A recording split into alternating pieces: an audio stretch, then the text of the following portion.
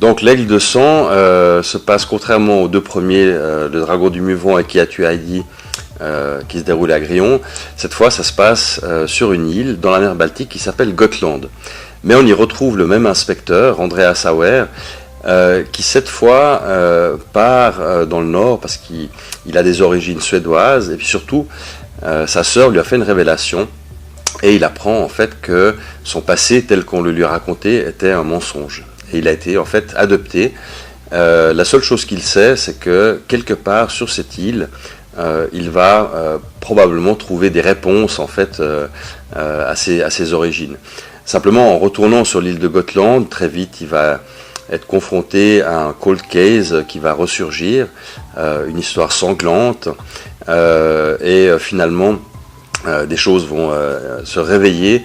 Il y aura un cadavre qui sera découvert sur un site viking, et du coup il va être impliqué dans une nouvelle enquête avec la police suédoise.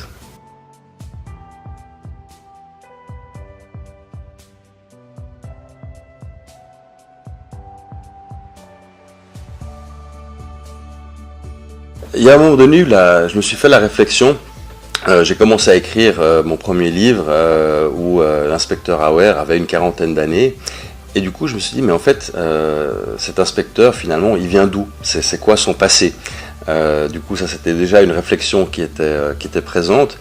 Et l'autre aspect, en fait, c'était relativement une question pratique, c'est que j'avais envie d'écrire un polar qui se passait sur cette île de Gotland, en Suède. Je suis à moitié suédois, le suédois est ma langue maternelle.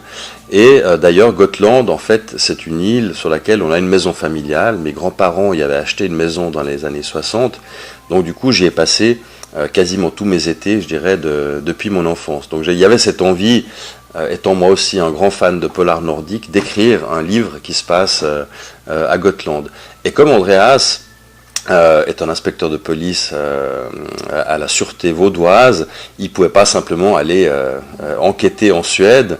Donc du coup, c'était l'occasion, je dirais, de le lancer plutôt sur une quête plus personnelle finalement. Et finalement, au niveau narratif, ça m'a aussi permis, je dirais, de creuser en profondeur ce lieu, cette île de Gotland.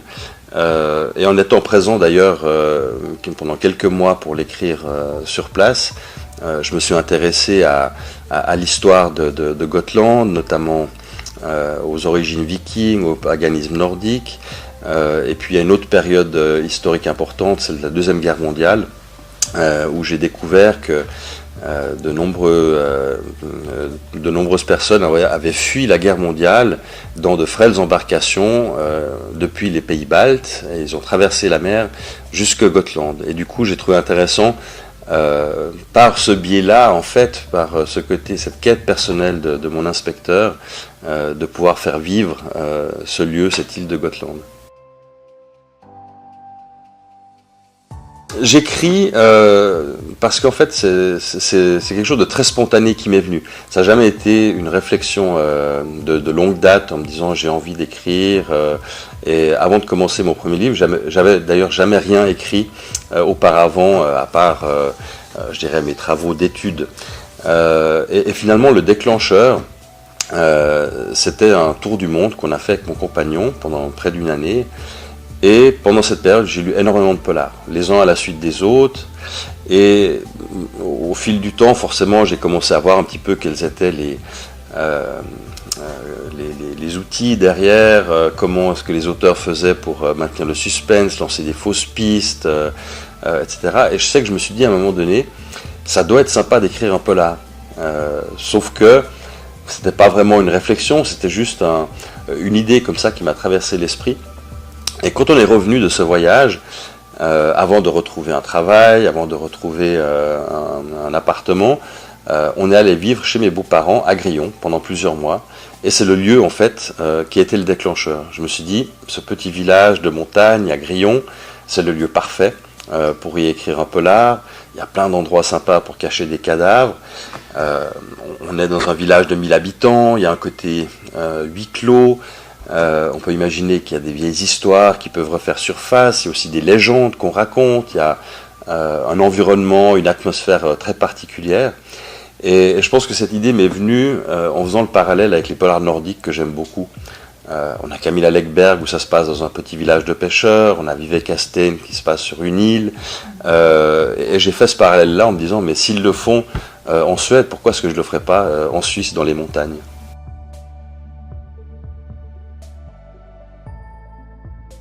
Mettre du suspense dans le livre, je pense que ça vient assez naturellement finalement avec la construction du scénario. Après, il y a bien sûr un certain nombre de techniques qu'on peut utiliser. On parle de cliffhanger par exemple, mais finalement, je pense que j'ai le sentiment que ça vient assez naturellement quand je commence à concevoir le scénario. D'ailleurs, je prends à peu près 6 mois, c'était le cas pour l'Aigle de sang, 6 mois de temps de réflexion où je fais des recherches, où je commence pas à pas à construire l'intrigue, presque en fait sous forme d'un scénario cinématographique. Et puis forcément j'essaye aussi d'y mettre du suspense à différents niveaux, où il y a des points en suspens, où il y a des fausses pistes, où on emmène le lecteur aussi au fil de l'enquête. En même temps, je pense que pour moi ce qui est important c'est de réussir dès le départ à captiver le lecteur en le faisant rentrer dans cette histoire. Et rentrer dans l'histoire pour moi c'est apprendre à connaître les lieux, apprendre à connaître les paysages, les personnages aussi. Des fois on peut avoir le sentiment que ça prend un peu de temps, il y a une sorte de fausse lenteur qu'on retrouve aussi dans les polars nordiques parce que c'est l'idée d'installer l'histoire et tout d'un coup les choses s'accélèrent, donc je pense que c'est aussi une question de rythme finalement qui peut inciter le lecteur à vouloir tourner les pages les unes après les autres.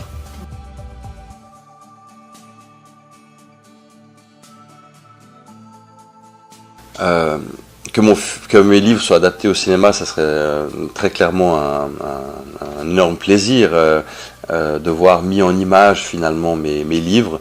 D'ailleurs pour moi quand j'écris, j'ai un côté très cinématographique parce que j'essaie toujours de visualiser ce que j'écris.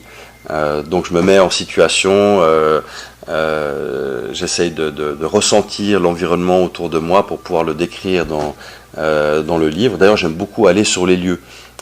Voir les lieux, les ressentir avant d'écrire. Donc ça serait très intéressant comme expérience, sachant que de toute façon quand on part d'un livre pour arriver à un film, c'est deux choses qui sont différentes et ça m'intéresserait effectivement le cas échéant aussi de pouvoir participer en fait à cette aventure et toute cette réflexion de me dire comment on fait pour transposer un livre dans un film par exemple d'1 heure et demie.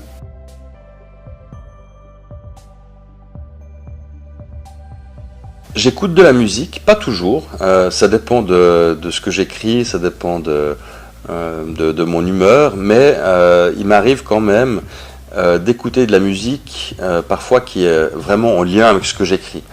Je peux donner 2 exemples. Dans Qui as-tu Heidi, il y a tout un passage qui se passe à Berlin, à l'opéra, où il y a un meurtre qui est commis, et c'est pendant un opéra de Wagner. Donc j'ai écouté du Wagner pour me mettre dans l'ambiance. Ou alors pour le dernier, l'Aigle de sang, quand j'écrivais les chapitres en lien avec cette confrérie viking, ce clan viking qui se retrouvait pour célébrer des rites. J'ai écouté un groupe norvégien qui chantait en vieux norrois, et là aussi je trouve que ça apporte un plus parce que ça permet d'une certaine manière de se mettre dans l'ambiance de l'écriture.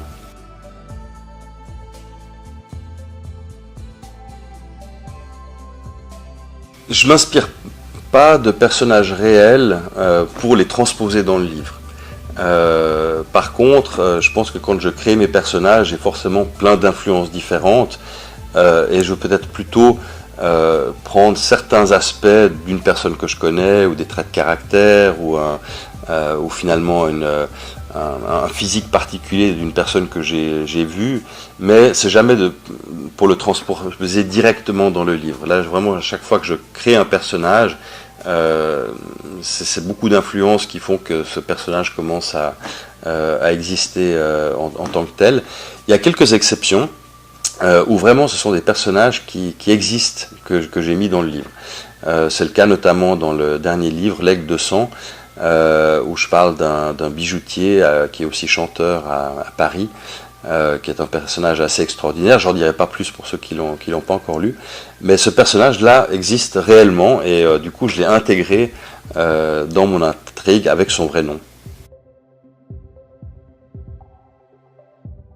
Un roman que j'aurais beaucoup aimé écrire, c'est Le nom de la rose. J'ai adoré le film. Pourquoi celui-ci? Je pense que c'est à la fois mon intérêt, je dirais, pour la religion, comme j'ai étudié la théologie, ce qui est d'ailleurs aussi une dimension qui est très présente dans mon premier livre, Le Dragon du Muvran. Et je pense que le Moyen-Âge est aussi une période qui me parle beaucoup, avec ce côté des monastères, des moines. Et je trouve là que c'est un livre qui est particulièrement réussi à ce niveau.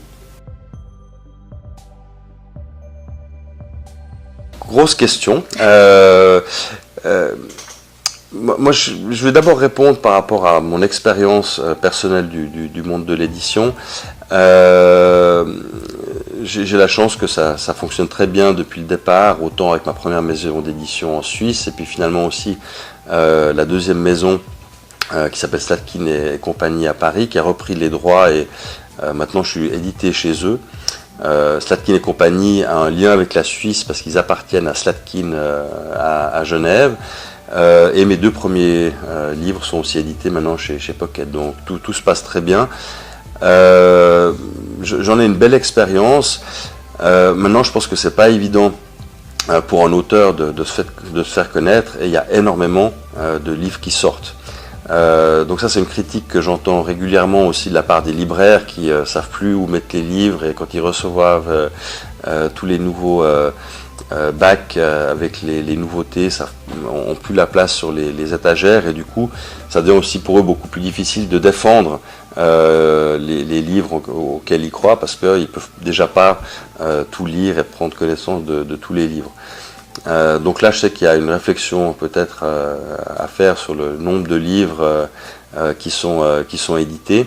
En même temps, il y a aussi beaucoup de gens qui écrivent, et c'est bien que la littérature vive. Il y a de plus en plus de gens aussi qui continuent à lire, donc ça, c'est très positif. Maintenant, moi, j'ai pas d'autres éléments particuliers à mentionner sur ce qui pourrait être amélioré. Moi, j'ai le sentiment aussi que dans cette chaîne du livre, il y a beaucoup de gens qui interviennent, mais c'est important pour un auteur, que ce soit finalement le travail que fait la maison d'édition, le distributeur, et finalement aussi surtout le libraire qui est au contact avec les lecteurs. Je suis très fan de polar nordique, et mon préféré, sans aucun doute, Henning Mankell, qui est un des premiers que j'ai lu. D'ailleurs, je le lis en suédois. Et puis il y en a bien d'autres aussi dans le Nord. Camilla Läckberg, par exemple, que j'aime beaucoup, Lars Kepler, dans les Norvégiens, Jo Nesbø. Et puis il y en a une qui est un peu moins connue dans les pays francophones, même si elle a des livres qui sont traduits en français, qui s'appelle Marie Ljungstedt, que j'aime beaucoup parce que ces histoires se passent aussi sur l'île de Gotland. Mon livre de chevet, alors je viens de le terminer il y a 2 jours, et je n'en ai pas encore recommencé d'autres. C'était le dernier livre de René Manzor, Apocryphe, qui m'a beaucoup intéressé parce que j'en ai parlé avec lui au salon de Quiberon dernièrement, et surtout parce qu'il revisite l'histoire de Jésus. Il l'a appelé Apocryphe, mais j'ai trouvé que c'était une manière de relire les évangiles sous forme d'une fiction noire vraiment très intéressante.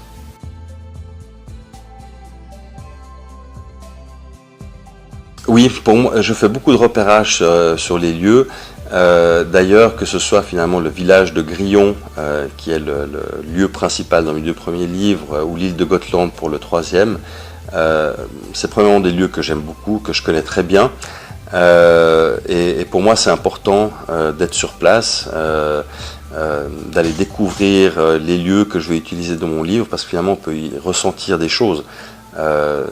C'est beaucoup plus qu'une photo, parce que ça fait appel à des émotions, on peut avoir des odeurs, on voit des choses, et ça m'arrive même aussi parfois d'écrire sur les lieux. Ce qui était le cas notamment à Grillon, où j'allais très volontiers au café au milieu du village pour être dans l'ambiance, pour écrire, ce que j'ai aussi fait à Gotland pour l'Aigle de Sang. Je trouve que le terme de sous-littérature est totalement péjoratif, donc pour moi il n'y a qu'un seul mot qui compte, c'est celui de littérature.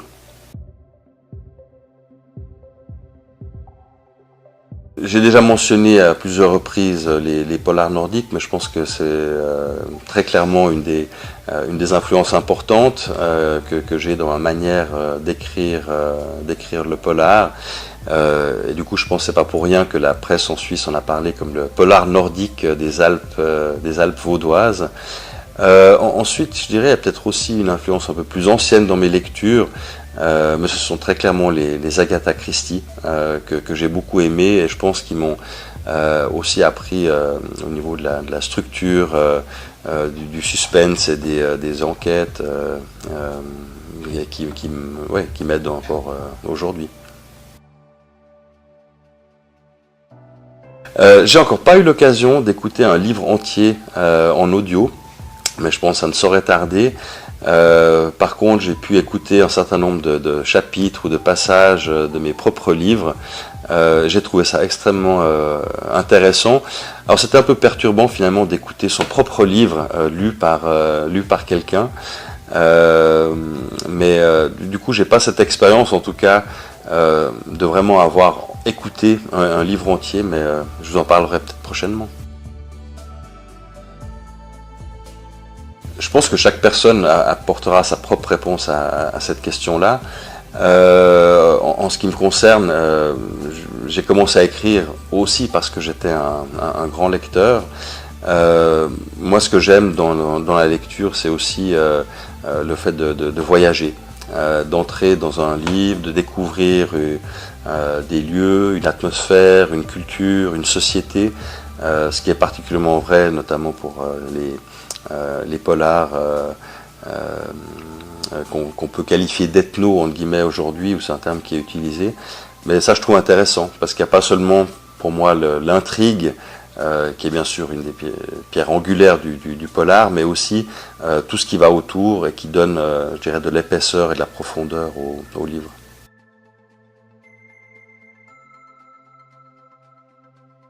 Je pense que le livre est certainement un des premiers vecteurs, et à mes yeux le plus important pour diffuser la culture. Et c'est un enjeu certainement dès le départ pour les parents de continuer à inviter leurs enfants à lire. Et je pense que plus on apprend jeune finalement à lire, plus on va aussi à l'âge adulte continuer à le faire. Je sais que ma mère très tôt me lisait beaucoup d'histoires, et du coup je pense que c'est aussi au travers des lectures qu'elle me faisait que finalement j'ai eu à un moment donné peut-être moi-même voulu aussi lire et voyager et découvrir des choses au travers de la lecture. Sauver peut-être pas, mais en tout cas ouvert de nouvelles perspectives.